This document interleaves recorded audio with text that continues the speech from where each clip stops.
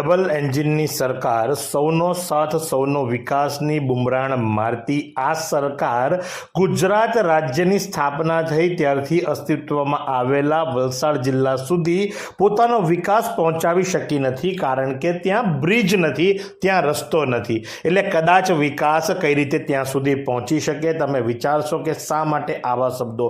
તો તમને જણાવી દઈએ કે વલસાડ જિલ્લાના કપરાડા તાલુકામાં બ્રિજના અભાવે લોકો ચોમાસાના 4 મહિના દરમિયાન માત્ર ટ્યુબના સહારે પોતાનું જીવન જીવે છે.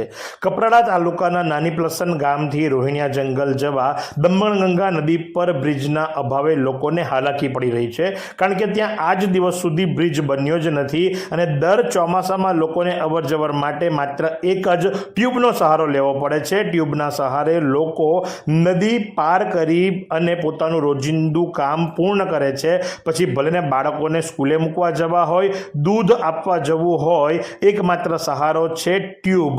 અને હવે તો વિકાસ પણ રાહ જોઈ રહ્યો છે કે ક્યારે એના માટે બ્રિજ બને અને એ વિકાસ આ ગામ સુધી પહોંચી શકે, કારણ કે વિકાસ રસ્તો ભૂલ્યો છે.